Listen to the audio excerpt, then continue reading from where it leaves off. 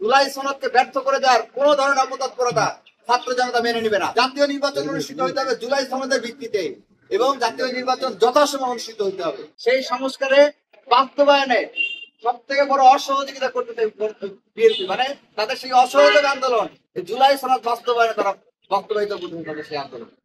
আমরা এই সংবাদ সম্মেলন থেকে জুলাইয়ের পক্ষ থেকে হুঁশিয়ারি করে বলে দিতে চাই, জুলাই সনদকে ব্যর্থ করে দেওয়ার কোন ধরনের অপতৎপরতা ছাত্র জনতা মেনে নিবে না এবং জুলাই সনদ অবিলম্বে বাস্তবায়িত হইতে হবে এবং জাতীয় নির্বাচন অনুষ্ঠিত হইতে হবে জুলাই সনদের ভিত্তিতে এবং জাতীয় নির্বাচন যথাসময়ে অনুষ্ঠিত হইতে হবে।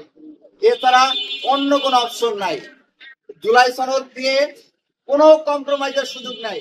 জুলাই সনদ বাস্তবায়ন করতে হবে গণভোটের মাধ্যমে, এখানে কোনো ধরনের কম্প্রোমাইজের সুযোগ নাই। পাশাপাশি আপনারা জানেন আজকে যে গুরুত্বপূর্ণ ইস্যুটা নিয়ে আসছি যে এই খুনি লীগ, নিষিদ্ধ লীগ, এই সশস্ত্র জঙ্গি লীগ, এরা ৫ আগস্টের পর থেকে দিল্লিকে তাদের রাজধানী বানায়া, ক্যান্টনমেন্ট বানায়, সেখান থেকে বাংলাদেশে অরাজক পরিস্থিতি সৃষ্টি করার জন্য নানা রকম পায়তারা তারা চালাইছে ৫ আগস্টের পর থেকে। কখনো তারা এখানে সংখ্যালঘুদেরকে তাদের হাতিয়ার বানাইছে, কখনো বিভিন্ন চাকরিজীবীদেরকে হাতিয়ার বানাইছে, কখনো আনসারকে হাতিয়ার বানাইছে। এই ধরনের বিভিন্ন গোষ্ঠীকে হাতিয়ার বানায় তাদের মাধ্যমে স্যাবোটেজ ঘটানোর চেষ্টা করছে। এখন তাদের সব উদ্যোগ যখন ব্যর্থ হয়ে গেছে তখন তারা এখন গর্ত থেকে বের হয়ে, এবং এই কয়দিন যখন ইন্টারিম যখন দেখছে ইন্টারিম কোনো বিচার করতেছে না, ইন্টারিমের হাতে কোনো বিচার হবে না, ইন্টারিম তাদেরকে উল্টারা জামিন দিয়ে দিতেছে, টাকা দিলে ছেড়ে দিচ্ছে, তখন তারা সাহস পেয়ে গেছে। এখন তারা গর্ত থেকে বের হয়ে স্বপ্রণোদিত হয়ে তারা এখন নিজেদের ব্যানারে তারা এখন অস্থিতিশীল পরিবেশ সৃষ্টি করার জন্য প্রকাশ্যে ঘোষণা দিতে। এই ফেরাউনের নবুয়ত কি যেন বলা হয় না, যে হচ্ছে বাংলাদেশের নাগরিকত্ব ত্যাগ কইরা লন্ডনের নাগরিকত্ব গ্রহণ করছে, সে এখন ওইখানে দেশে বসে ভিডিও বার্তা দেয় বাংলাদেশে অস্থিতিশীল পরিস্থিতি সৃষ্টি করার জন্য, আর এইদিকে চার্চের মধ্যে এসে ককটেল ফাটায় তাদের নিষিদ্ধ সদস্য। আর এদেরকে ফেসিলিটেট করতেছে কারা, এদেরকে সহযোগিতা করতেছে কারা?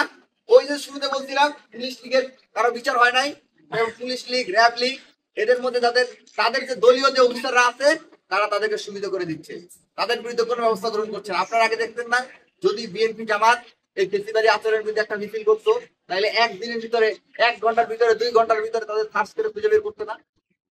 এখন এরা বছরের পর বছর ধরে, মানে একদম 1.5 বছর ধরে টানা দিতেছে, মিছিল করতেছে, স্লোগান দিতেছে, বিভিন্ন জায়গায় ব্যানার টানার মতো দুঃসাহস দেখাইতেছে। তাহলে পুলিশ তাদেরকে ধরতেছে না কেন?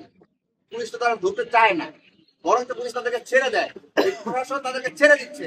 আমরা দেখতে পাইছি অনেক গণহত্যার সাথে সরাসরি জড়িত ছিল, তাদের অনেকের জামিন হয়ে গেছে। জামিন হয় কি হবে?